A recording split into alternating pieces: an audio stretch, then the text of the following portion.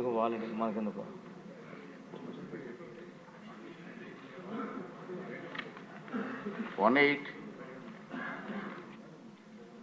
హోంశాఖ మంత్రి గారు.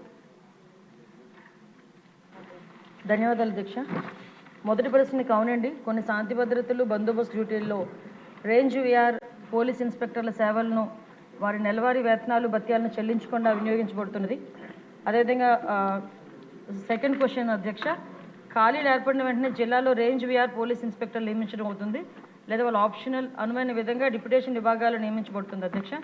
పోస్టింగ్స్ ఇచ్చిన వెంటనే వెయిటింగ్ వ్యవధిని క్రమబద్ధీకరించి వేతనాలు పొందడం అవుతుంది. కావున వెయిటింగ్ వ్యవధిలో ఇన్స్పెక్టర్లు ఇబ్బందులు ఎదుర్కొంటున్న విషయం వాస్తవమే.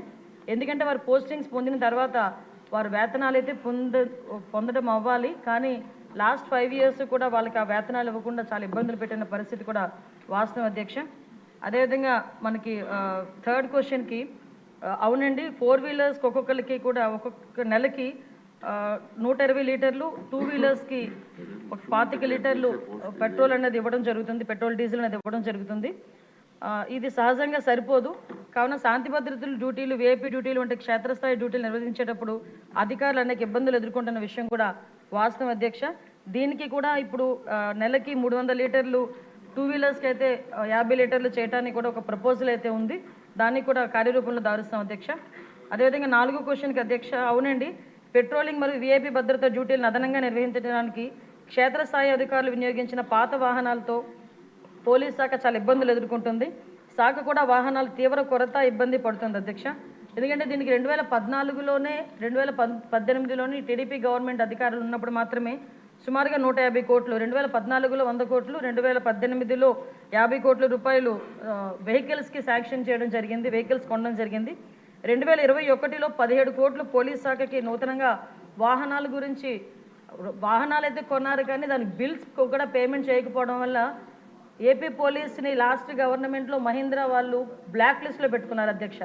అది చాలా సిగ్గుచేటు అన్నమాట. అది బ్లాక్ లిస్ట్లో పోలీస్ డిపార్ట్మెంట్ పెట్టుకొని ఈ రోజుకి కూడా కోర్టులో వాళ్ళు వేసుకుంటే, మొన్న ఈ గవర్నమెంట్ వచ్చిన తర్వాత 13 కోట్ల రూపాయలు దానికి వెహికల్స్ కూడా చెల్లించడం జరిగింది అధ్యక్ష. ఇప్పుడైతే సుమారుగా దగ్గర మనకున్న వెహికల్స్ 8,000 వెహికల్స్లో దగ్గర 50% వరకు కూడా అవన్నీ కూడా స్క్రాప్కి ఇవ్వాల్సిన పరిస్థితి ఉంది అధ్యక్ష. వాహనాలు అయితే ఉన్నాయి అధ్యక్ష, కొరత ఉంది అధ్యక్ష.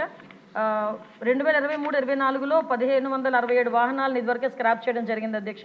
ఇప్పుడు 2,605 వాహనాలు స్క్రాపింగ్ సిద్ధంగా ఉన్నాయి అధ్యక్ష. నూతన వాహనాలు కొనుగోలు, ప్రస్తుత వాహనాల మరమ్మతుల కోసం బడ్జెట్ కేటాయింపు నిమిత్తం అభ్యర్థనతో సమస్యలను ప్రభుత్వ దృష్టికి తేవడం అయింది అధ్యక్ష. అదేవిధంగా నెక్స్ట్ క్వశ్చన్ అధ్యక్ష, అవునండి, పోలీస్ సిబ్బంది కొరత అయితే ఉంది అధ్యక్ష. 2023 December 31 నాటికి 19,999 వేకెన్సీస్ ఉన్నాయి అధ్యక్ష. వేకెన్సీస్ లిస్టు వాటి కేటగిరైజ్ ప్రకారం సభ్యులకు కూడా అందించడం జరిగింది అధ్యక్ష. తర్వాత మనకి 17/9/2002 తేదీ గల హోమ్ సర్వీసెస్ శాఖ నుంచి కొంతమందిని, అంటే తర్వాత క్వశ్చన్ అధ్యక్ష, ఈ ప్రమోషన్స్ గురించి అడిగారు అధ్యక్ష. 17/9/2002 తేదీ గల హోమ్ సర్వీసుల శాఖ జిఓఎంఎస్ నెంబర్ 280, 30/12/2011 తేదీ గల హోమ్ సర్వీసుల శాఖ జిఓ నెంబర్ 301 ద్వారా తీవ్రవాద, ఉగ్రవాద సంబంధిత శాఖల్లో విశిష్ట సేవలు అందించిన పోలీస్ సిబ్బందికి తర్వాత ఉన్నత హోదా, యాక్సిలరీ పదోన్నతులను ఇవ్వడానికి ఒక కార్యవిధానాన్ని రూపొందించడం జరిగింది అధ్యక్ష. మార్గదర్శకాల ప్రకారం దిగువ పేర్కొన్న విధి విధానాలు నిర్వర్తించి అటు వ్యక్తులకు మాత్రమే యూనిట్ అధికారులు సిఫార్సు చేయాల్సి ఉంటుంది. అభ్యర్థి ఆమోదిత ప్రొఫెషనరీ అయి ఉండాలి. తీవ్రవాద వ్యతిరేక, ఉగ్రవాద వ్యతిరేక కార్యకలాపాలు విశిష్ట సేవలు అందించి ఉండాలి. సంతృప్తికర రికార్డు ఉన్నవాళ్ళు, అదేవిధంగా సర్వీస్ అంతటా ఏదైనా ప్రధాన సెక్షన్ లేకుండా గత 6 సంవత్సరాలకు క్లీన్ డిఫాల్ట్ షీట్ కలిగి ఉండాలి అధ్యక్ష. అదేవిధంగా డిఎస్సి సివిల్ డిఎస్గా డిఎస్పి పదోన్నతి పొందేందుకు సర్వీస్ నియమాల అర్హత విధానాన్ని నెరవేర్చిన అతను లేక ఆమె ఉంటే తప్ప శాఖలో 30 సంవత్సరాల సర్వీస్ పూర్తి చేసుకున్న సబ్ ఇన్స్పెక్టర్, సెటిల్ ఇన్స్పెక్టర్ డిఎస్పీగా పదోన్నతి పొందరు అధ్యక్ష. కృష్ణకుమార్ రాజు గారు. నమస్కారం అధ్యక్ష.